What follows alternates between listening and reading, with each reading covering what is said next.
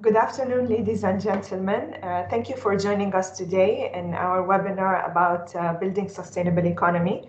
I'm pleased to be joined by Tarek Fadlallah, Chief Executive Officer, Nomura Asset Management Middle East, and Mohamed Abdelmeguid, Middle East and North Africa Economist at BNP Paribas.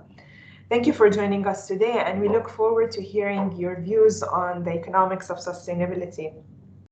So just to set the ground about our today's discussion, so we are currently in a world where the population is projected to increase from 7.8 billion in 2020 to around 9.9 billion by 2050. And of course, with the growth in population, there is growth in demand for basic needs such as the need for more food, more energy, infrastructure, housing, transportation, etc., which leads to increased pressure on the finite natural resources and increased pressure on financial resources as well. But the growth in population is only one example of the global mega trends that are affecting economies. There is the current pandemic, which has placed unprecedented pressure on economies, which just before the 2020 pandemic were still not in a very stable position. The impact of rapid technological changes and the disruption, as well as the rise of emerging markets, are all factors that are reshaping economies. Now, these mega trends over time, they create drag on economic prosperity, which will impact investors because investors' return are dependent on the continuing good health of overall economy.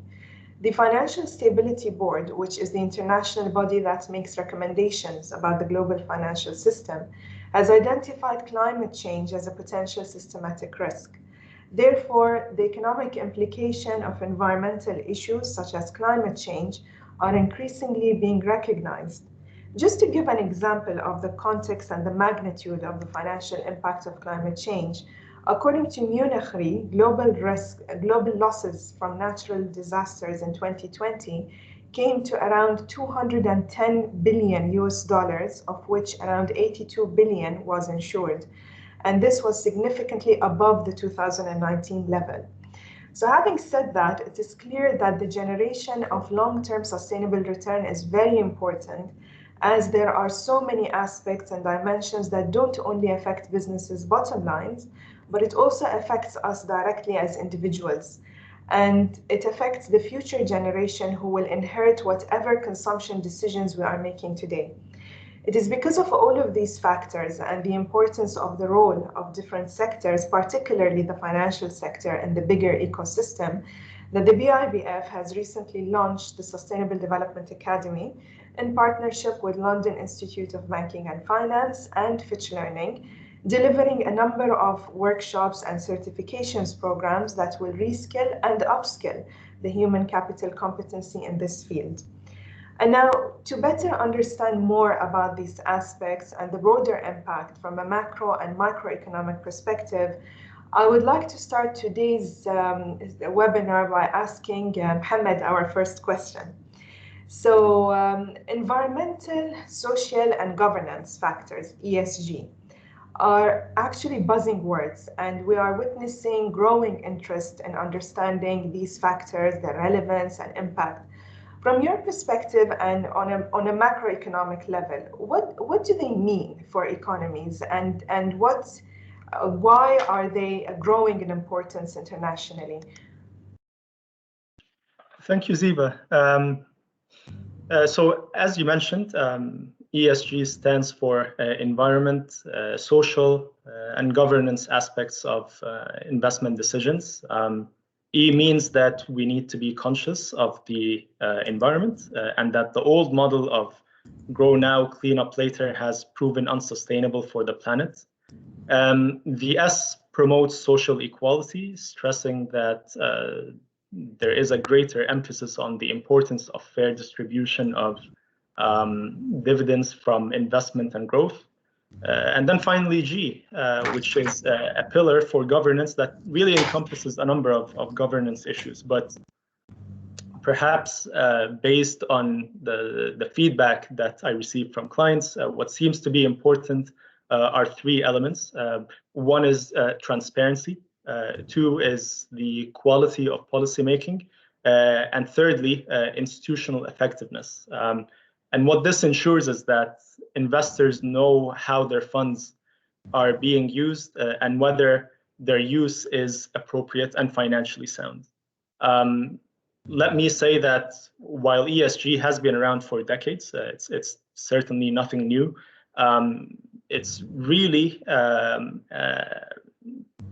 gained importance, I would say, from 2010 onwards, and certainly since COVID-19. So you can see that the number of companies worldwide that have announced net zero targets grew by around 400% in 2020.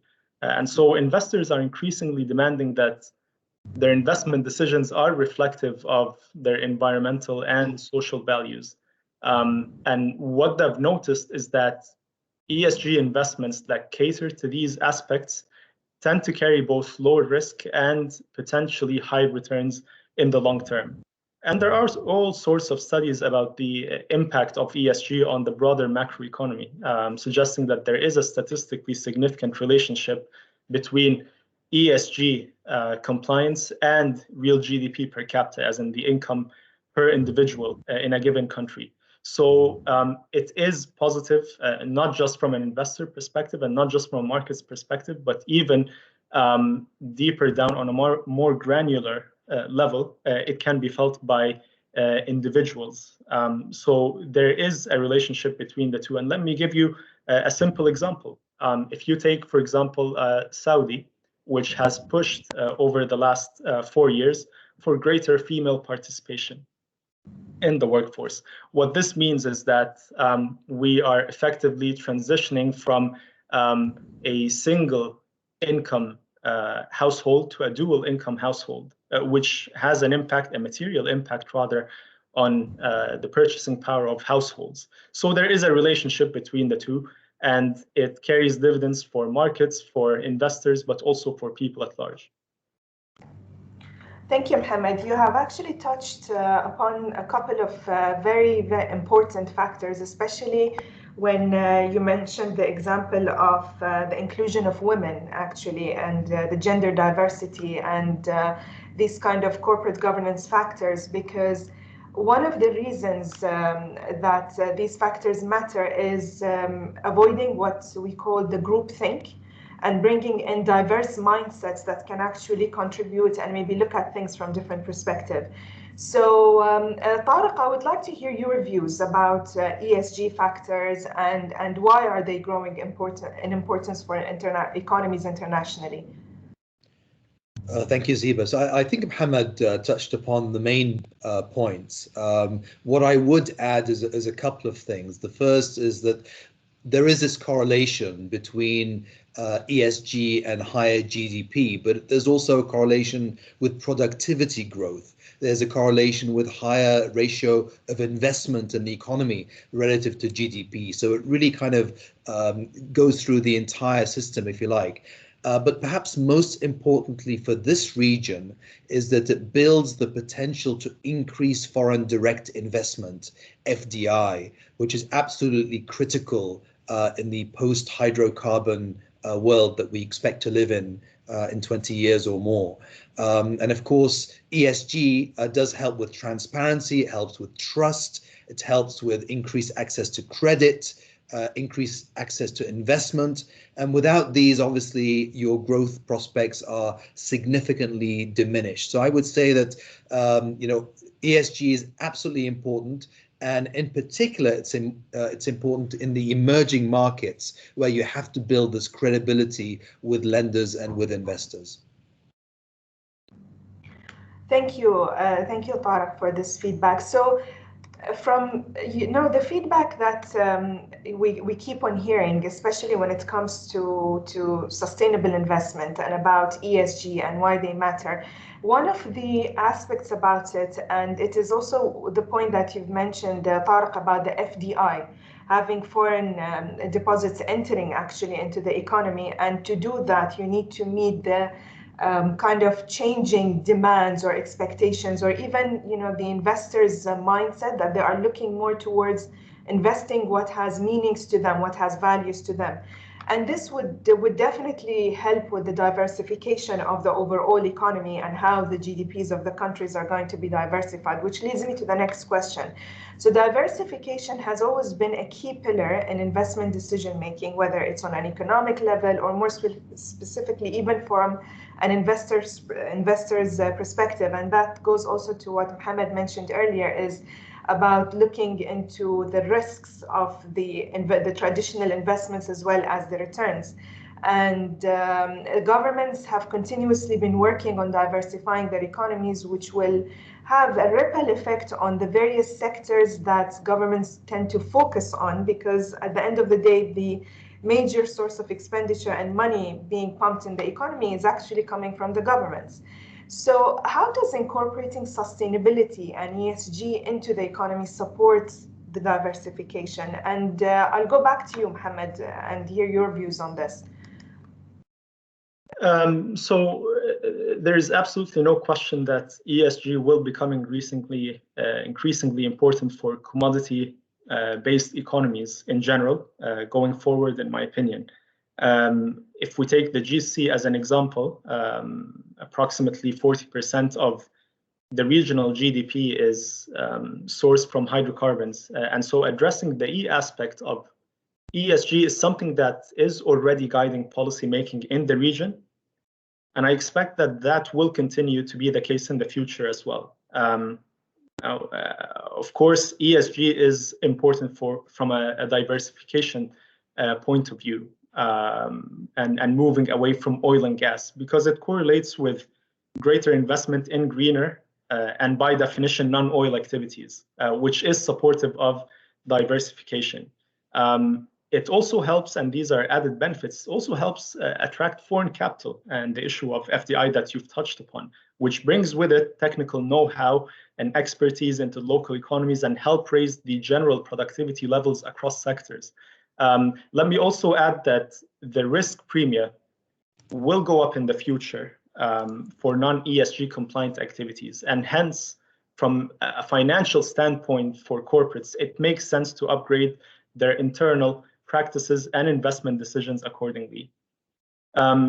That's with regards to non-oil activity. But even for the oil sector, there is a relevance for ESG because, and you correctly mentioned this, it's really the oil and gas sector that is the major provider of liquidity for non-oil activity. And so you need to raise ESG standards, and which oil majors in the GCC are already doing so.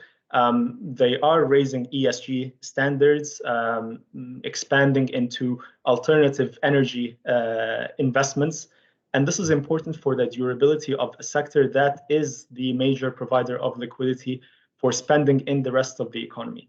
With regards to FDI specifically, yes, the region does need a greater inflow of FDI.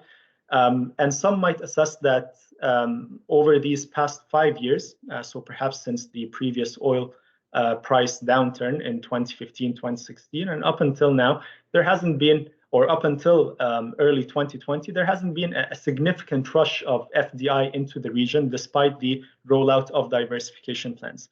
But in my opinion, we've also seen that governments have worked quite consistently on enhancing the investment environment in the GCC. If you look at the World Bank as an example, and the Doing Business Index, in 2020, Saudi climbed from the 92nd position globally to the 62nd position, 30 positions in 1 year. Same thing with Bahrain. They climbed to the 43rd position, 19 positions in 1 year.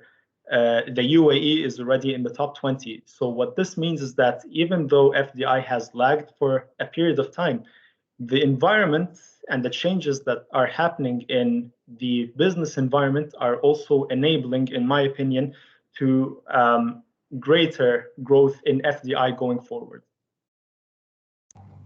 Thank you, Mohamed. And you touched upon a very important aspect, which is really creating the enabling environment. And this blends in very smoothly with the governance factor, which is the increase in transparency, increase in disclosure, and also the different regulations that are in place. So for example, here in Bahrain, we have the formation of the Sustainable Energy Authority, which was done a couple of years back, and they have in place the National Renewable Energy Action Plan and the National Energy Efficiency Plan in place, which is also setting an enabling environment by clearly having regulations for whatever is related to the renewable energy. And Tarek, I would be keen to hear your views as well on the diversification and how can the ESG and the sustainability factors help in that?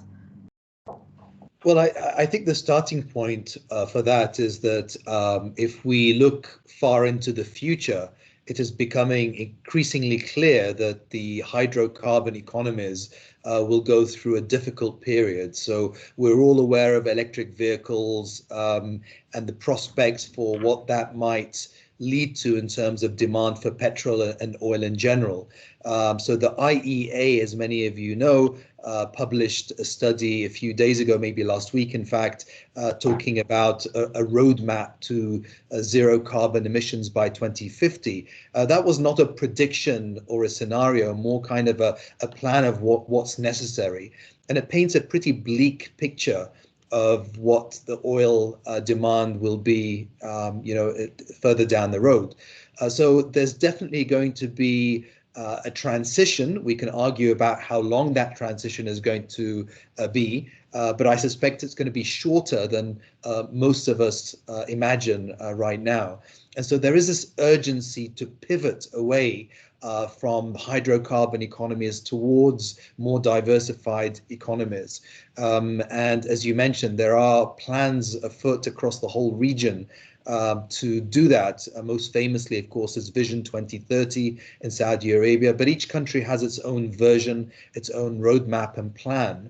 And I very much see a microcosm of that actually taking place already within the listed international oil companies. So just in the last 24 hours, if you see the ruling that the Dutch courts made on Shell, and the fact that they have to revise down their carbon emissions over the next 20 years or so.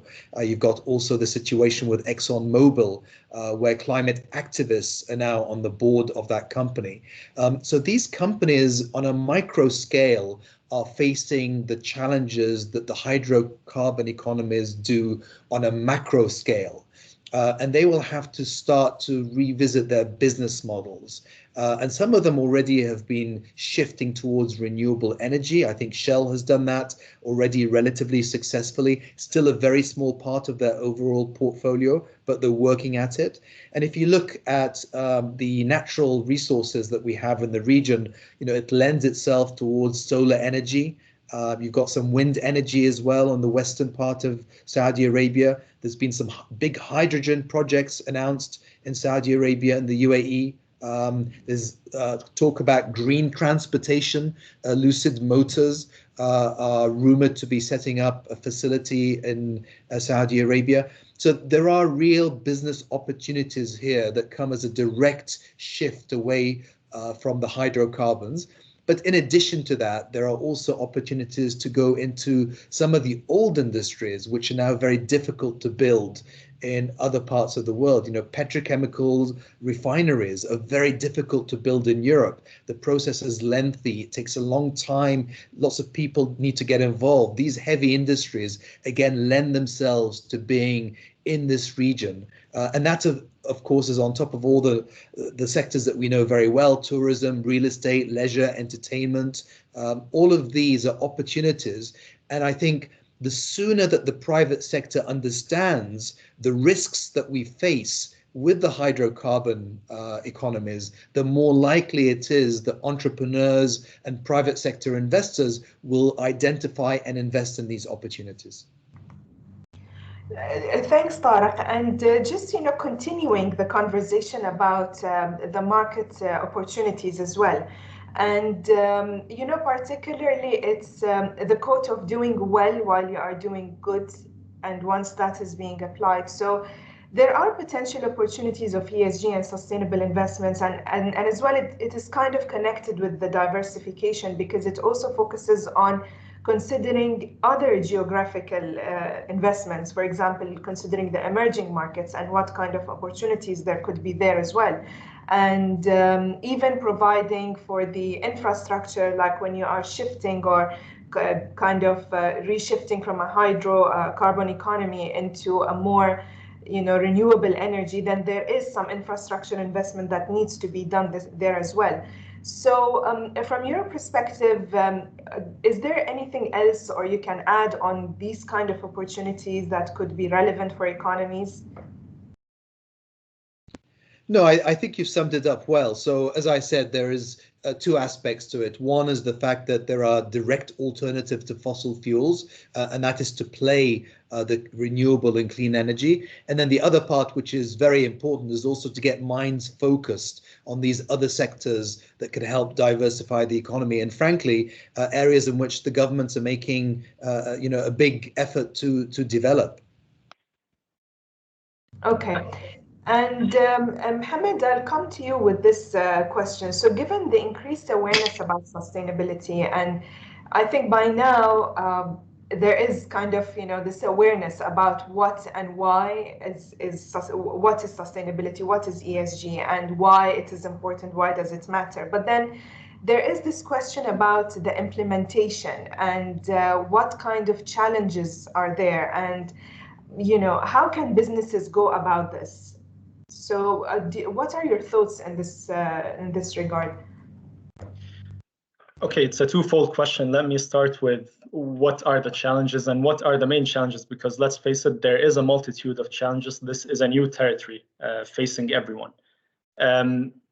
So we can talk about a number of challenges, such as financing and being able to upgrade your internal energy infrastructure for your company to greener energy sources, or perhaps enhancing the legal environment to ensure that there is stronger disclosure requirements, or perhaps even more equitable distribution of investment returns. But perhaps the biggest source of challenge, in my opinion, comes from the lack of data. Which can make ESG investment decisions difficult to begin with. So earlier this year, the IFRS commented on the fact that there are over 650 different metrics out there from different data or different standard setters. And there are numerous data disclosure frameworks. I mean, we can talk about SASB, TCFD, SFDR. There are so many of them. And that makes cross-company comparisons also difficult. And hence the biggest issue at the moment seems to be the ability to get hold of consistent and cross-comparable data.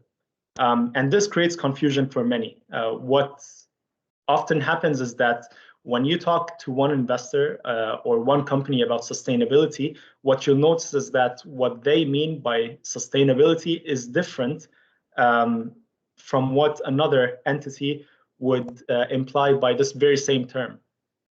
And so it makes things difficult from a market's perspective to compare across countries or even between companies. And so there are a multitude of disclosure frameworks, and they can coexist to some degree. But what we're noticing is that clients are increasingly requiring data standardization. And this moves me to the how to overcome these challenges. Again, and that's just my own take here, I think it needs to start with the governance aspect and companies ensuring that internally there are ESG KPIs in place. Also, as part of this, I think there needs to be communication, stronger communication with your clientele and investor base, because as I said before, sustainability can mean different things to different people. And then final point here is that in the nearer term, and until we get to a common understanding of what ESG really entails, companies may also wish to have or to develop their own framework for data disclosure. Data comparison can be quite difficult. And so having something to navigate these different frameworks, I think, is becoming increasingly important.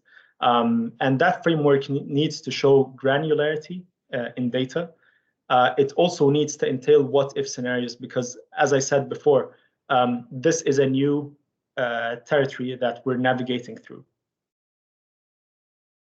Yes, you touched upon a couple of important things. So first of all is the definition, a universal definition on what is sustainability, what does it mean? And you know, this one also reminds me about the concept of greenwashing. So because, you know, sustainability doesn't have like a very universal agreed upon definition, and it could mean different things for different companies. And that also leads me to the EU taxonomy, that they are attempting to have kind of a unified definition of what is considered to be green and what's not considered to be green. And on top of that, if we look at the credit rating agencies, and they have started incorporating ESG factors into their rating, but then it is not consistent practice. So even when an analyst is trying to compare the information they have, sometimes because of the lack of consistency, this could be actually a challenge for them. So Tarek, I would like to hear your views on this, on what kind of challenges you could see here, and what could be potential measures to overcome such challenges. Yeah, I might disagree here with you in the sense that I'm not sure that we need to make a universal definition for sustainability, because sustainability will mean different things to different people depending on the industry, on the geography, on the culture, you know, on many factors. I do think, however, that there are certain minimum requirements, for example, in corporate governance. If we look at corporate governance in this region, the definition of independent board member is something that can be tightened up dramatically. The number of board meetings that are held can be monitored. The idea that you have to rotate your auditors, or that certain auditors can't be used for a period of time because, let's say they give you a negative opinion on your business and then you fire them and find somebody else who's going to be more amenable. Again, it's standard practice in some parts of the emerging markets. Related party transactions, adequate disclosures, all of these things need to be done first before we try to overwhelm companies by forcing upon them some kind of sustainability standards that they may or may not be able to achieve. The reality is that although the big companies can allocate a lot of resources to meet those standards, most companies are not well established enough, or not able to meet those types of issues when they're trying to make ends meet on a daily basis or a weekly basis. So I would just caution a little bit about being too ideological about it, and maybe try to be more practical about what it is to be environmental, social, and well-governed company. Yes, that is actually true, especially that if we think about these factors and how companies can start incorporating them into their decision making. Now, most of the decisions are based on factors that could be measured financially. But then when you come to think about environmental factors and how can you actually put prices on these factors, this is actually a challenge. And the social factors is another thing. How do you know how much is going to be the impact on your financial return because of certain risks? So you are absolutely right in that sense. So continuing on this, Tarek, and I would wonder about if we start to have these businesses and companies that are starting to shift or transform their strategies toward more sustainability practices and become more kind of incorporating the ESG factors. How could that possibly be viewed in the broader context of the economy? So more specifically, now governments are providing subsidies for certain sectors, for certain financial commitments. So how can sustainability help within the context of the subsidies? Well, again, I think I go back to the idea, and I think we all recognize that governments going forward will have a limited ability to support companies in the region. So we have seen a dramatic pullback on subsidies across the region and an increase in value-added tax, for example, in the last 2 or 3 years across the region. And that already has started to have an effect on companies. So companies that relied entirely on subsidies have had to re-engineer their business model in order to find new ways in which to manage their operations, to keep them leaner, meaner, and more profitable. So I think in terms of sustainability, you're looking at a company and its ability to operate above and beyond what the government essentially had guaranteed through the system of not just subsidies in terms of the lower prices for certain materials, but also in terms of government offtake. That's kind of a subsidy when the government says whatever cement that you produce we will buy from you, or whatever cars that you import we will buy from you. That effectively is a subsidy of sorts as well. So I think it's really getting companies to focus on how better to extract value, sweat their assets better, and make money without relying on getting a check from the government. Exactly, and I think this also can boil down to even individuals themselves. Like, for example, thinking about the consumption behavior and how the spending behavior is there. Probably for businesses looking towards becoming a more circular kind of business model, minimizing waste. These are all kind of efficiency and productivity measures that companies can incorporate, which will result in them being less reliant on these subsidies and supports from the government all the time, and in fact be contributing themselves.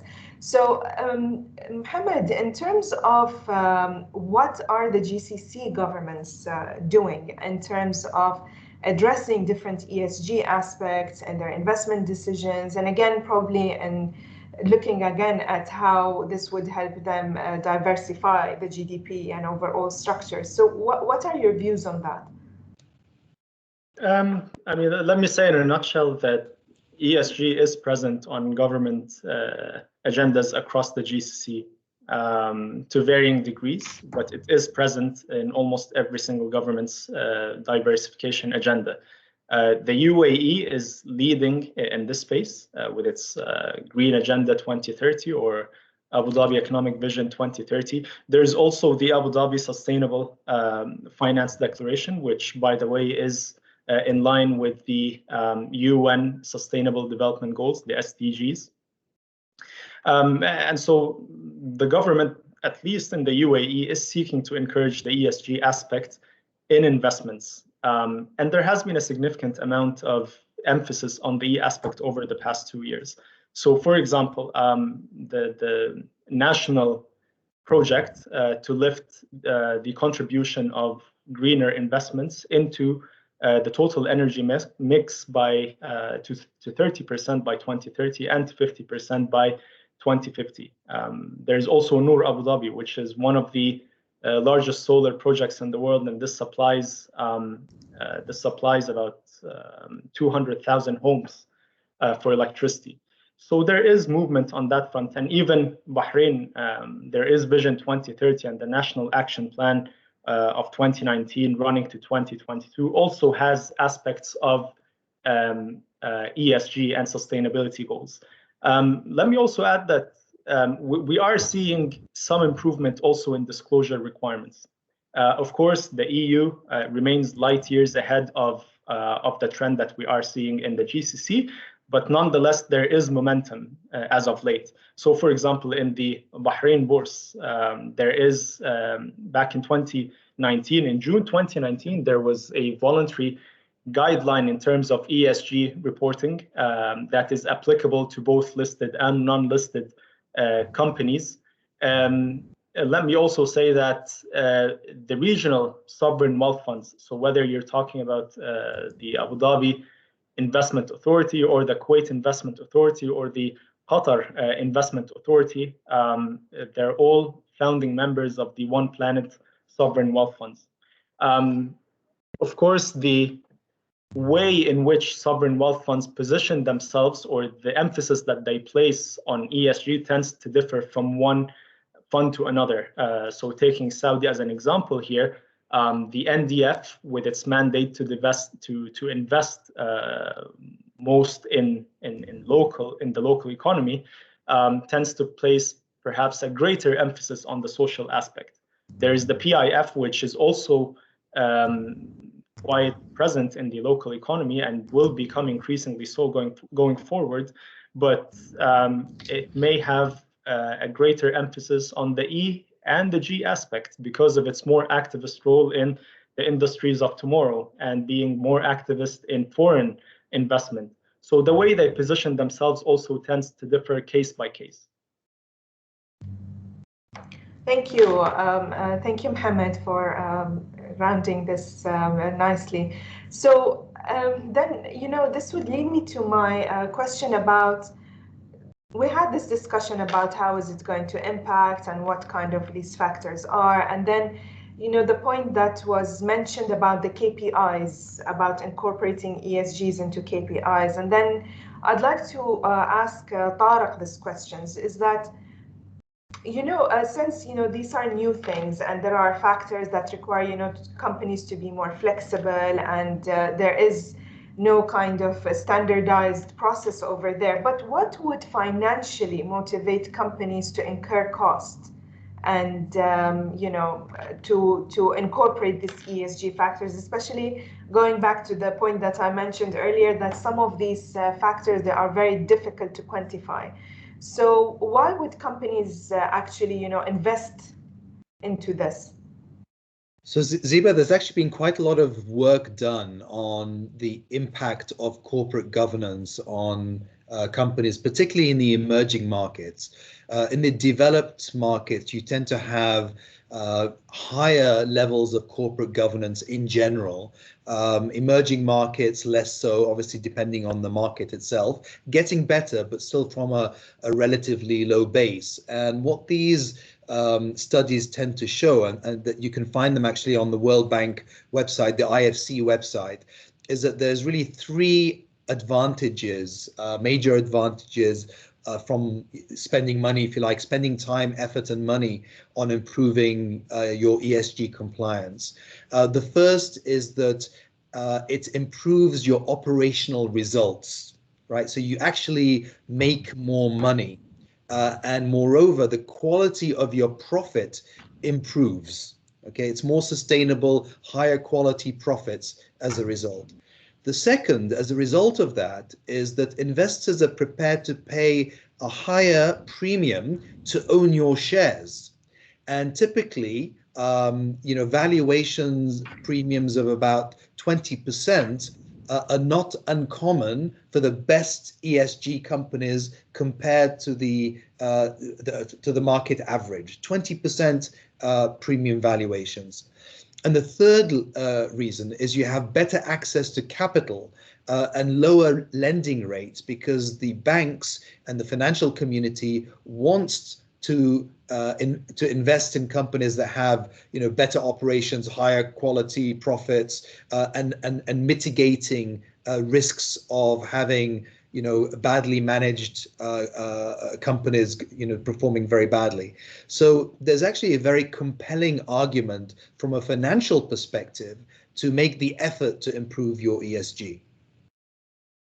Yes, that is very true. However, this would lead me to a question which I would, ask both of you. So in terms of, like we said, this is something that, although it's not new, but, in terms of the knowledge base, in terms of the human capital and actually their ability to understand the importance of all of these. So there are these studies out there that prove or kind of demonstrate how there is a correlation between governance and company performance. And also, I would like to refer to a couple of reports about different performance of the green bonds during the 2020 pandemic, and what is referred to as a greenium, which is a premium that some of these bonds actually get. So in terms of the resilience for negative market factors, and therefore when Mohamed addressed earlier about the risk impact of investing into these sustainability products. So how can companies move forward? I mean, if they want to kind of start adopting sustainability, incorporate it into their own business models, and how can they proceed? Because some maybe international institutions are more advanced in terms of having their own internal sustainability teams and incorporating them, but still this area, particularly looking at the motivation, which you summed up very nicely, Tarek. So what are your thoughts on this? It comes to culture and people, right? So you need to build a culture within your organization that says these things are not a burden. These things actually help us. Okay, they help us because they reduce the risk. They make the decision-making process better, understandable, transparent, so that everyone can buy into the company culture and the company objectives.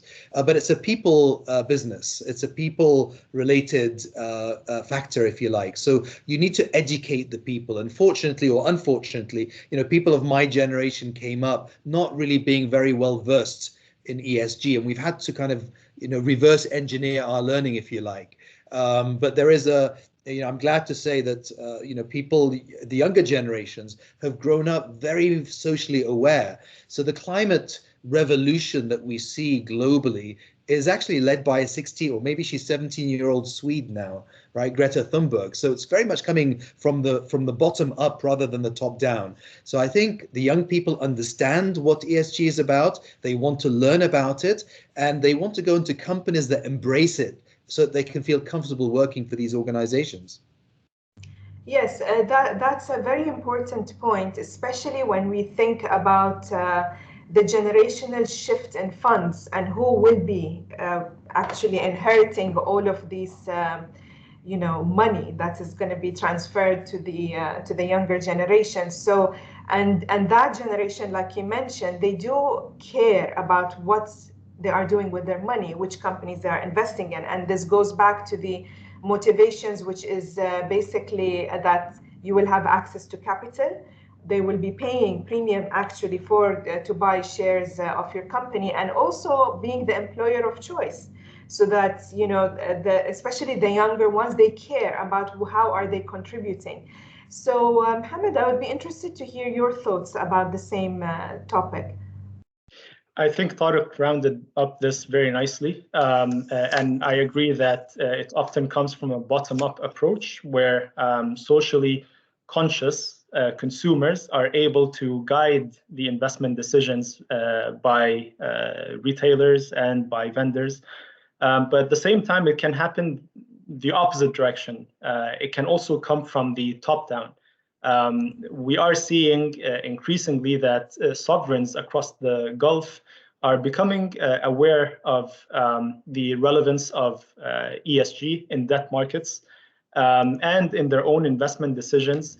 And having this sort of culture and these sorts of buzzwords circulate in government communication is also helping indirectly foster this culture on a more granular level down the pyramid. So it can happen in both directions.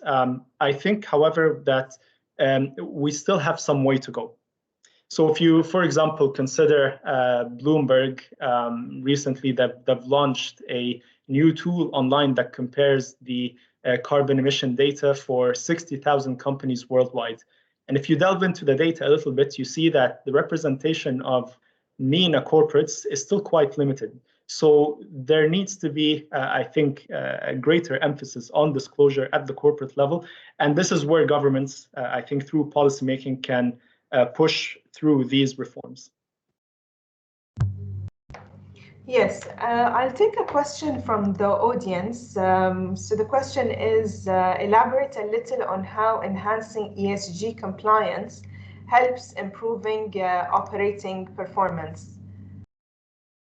Yes, so I mean, there's a couple of ways. The first is that if you have good governance in a boardroom, for example, you have less scope for individuals to make irrational decisions or to make hurried decisions or to, you know, in fact, if you look at a lot of the blow-ups that have happened over the last 10 or 20 years, both internationally and regionally, it's been because of bad governance at board levels. So if you have good governance in place, that mitigates some of the risk that happens. Another example, which I think Mohammed touched upon earlier, was the fact that we have more women in the workplace.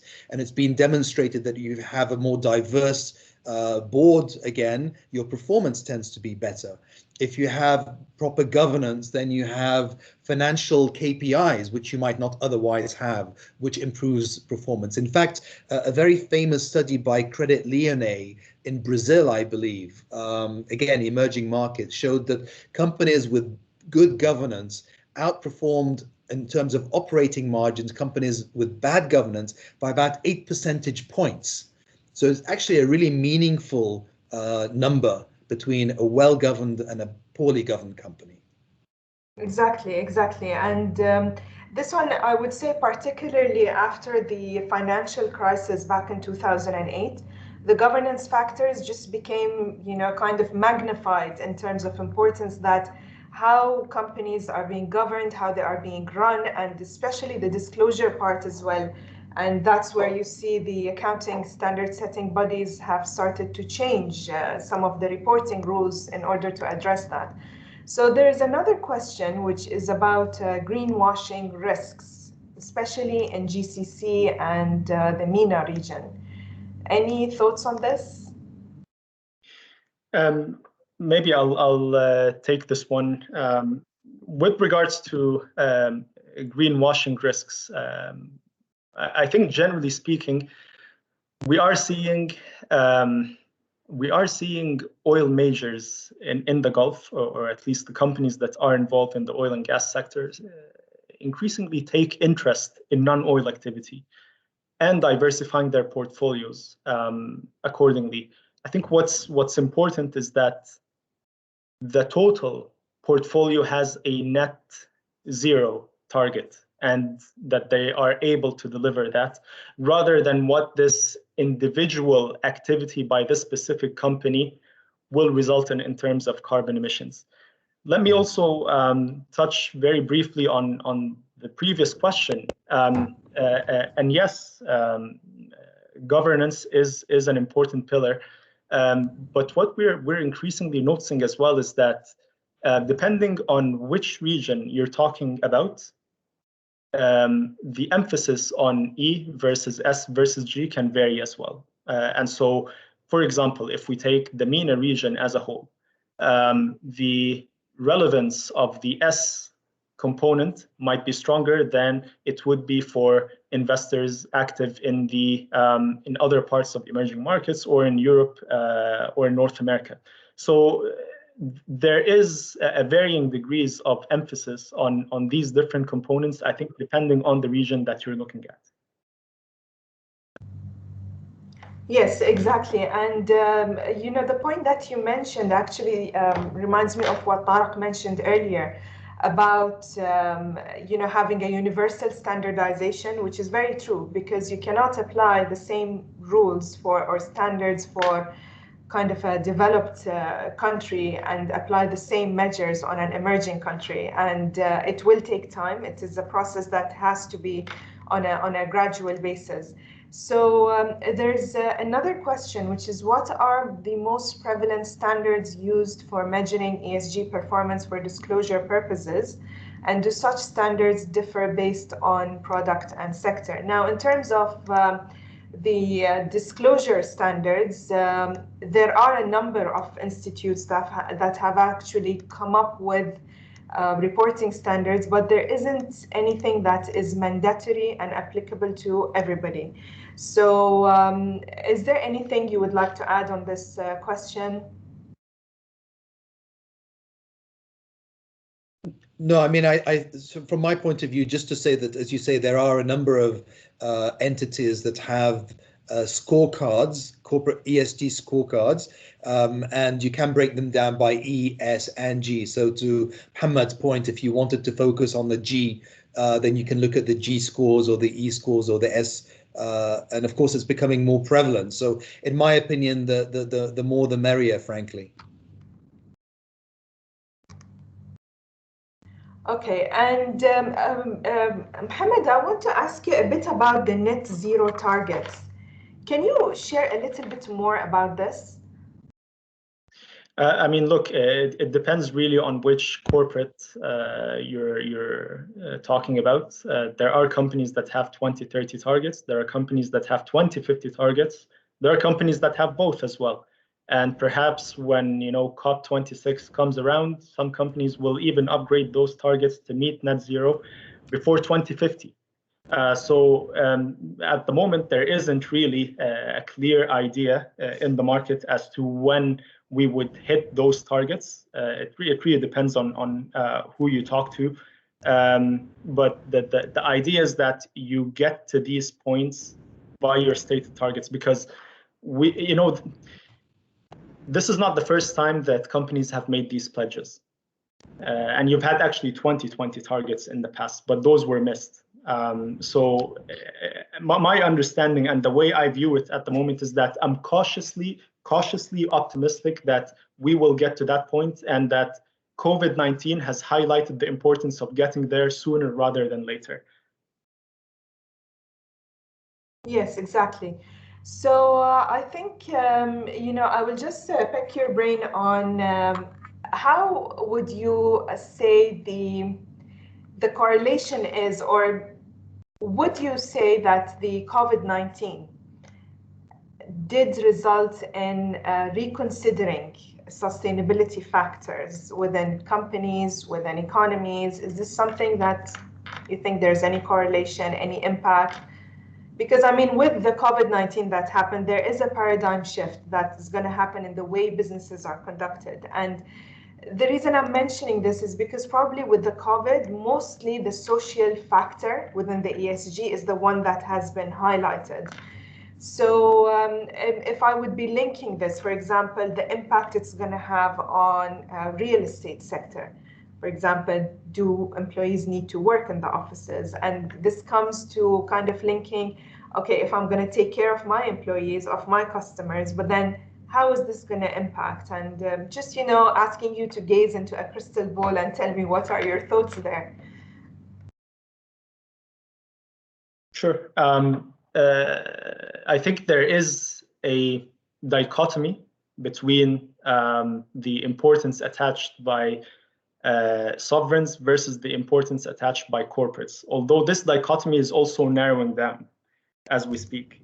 And COVID-19 was definitely a reminder that you need to move away from oil and gas sooner rather than later, especially with the drop in oil prices, the sharp drop in oil prices that we noticed last year in the first and second quarter. So there is no question that governments have placed a greater importance on ESG and moving away from that. Also take into account the social factor, and not just within the MENA region, but in the world as a whole. And we've seen the rise of the Black Lives Matter movement and the Me Too movement and climate activists. So, I mean, Tarek also quoted earlier the example of ExxonMobil. So there is a growing importance as well in the social aspect. We've also noticed within the GCC that corporates, while they are behind in their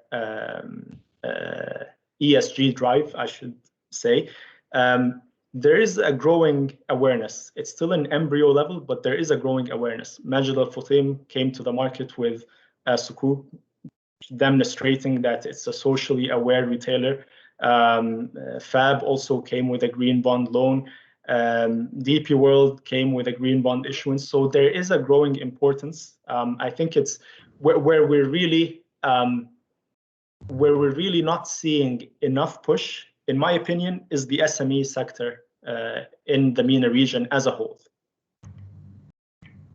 Thank you, Mohamed. Tarek, I would ask you, I mean, you're the same input, and in addition to that, just, your closing remark, and basically for the audience who are attending today and their kind of interest in expanding their knowledge and their understanding about ESG and how they can build their skills as well.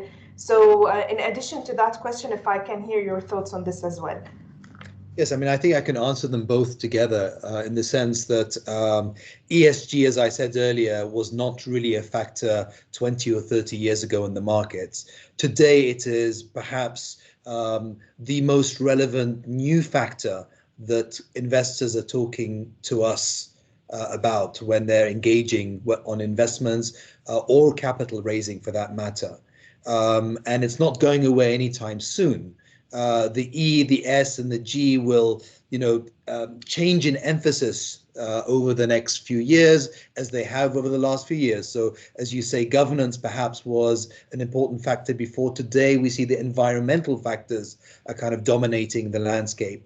Perhaps social will be next. And so, as these move and evolve over the next 10 or 20 years, every company, irrespective of size, will have to come to grips with it. You mentioned the SME sector, but the SME sector has its challenges, but you also find a lot of these vegan restaurants or these socially responsible shops that say we're giving away a certain percentage to charity. So everyone is involved in this, and so it is absolutely critical to be well informed in a formalized way about these components of what ESG is all about. Thank you. Mohamed, any final remarks, any final thoughts, any final advice for, aspiring audience who want to further upskill themselves? No, I mean, look, I feel your pain. I myself am still learning about ESG. It's definitely something that we're sort of navigating through for the first time, even though it's been around, as Tarek mentioned, since the 1980s. But there are tools. They're still being developed, but there are tools. I think one to highlight is BNF on Bloomberg, which is a platform that we're all using at the moment. So it's something that can help sort of cross-country, make cross-country comparisons, cross-company comparisons. So still, the tools are being developed. Hopefully, we'll get there soon. Okay, so I would like to thank you very much for your time today. And I personally enjoyed this discussion a lot. So just one comment on what Tarek said, because that's, I think, a subject of a whole webinar by itself. But when you mentioned about the vegan restaurants, and it takes me to the healthcare. And the more people, I think there was a report published recently about the impact of taking care of the health and well-being of the citizens and how much it could result in savings in terms of the economical spending on the healthcare, especially when, actually the aging population is one of the mega trends affecting. Because, that aging population is going to be generating less income, depending more on the social security and requiring some healthcare. So as I said, this could be a topic of a whole different webinars about how to take care of your health to have economic prosperity. Well, so I won't be speaking at that, but as an aging person, I'd love to participate. Yes, I'll make sure you'll get the invitation for that. So thank you very much for your time today, and have a lovely weekend. Thank you. Thank you very much. Thank you. Thank you.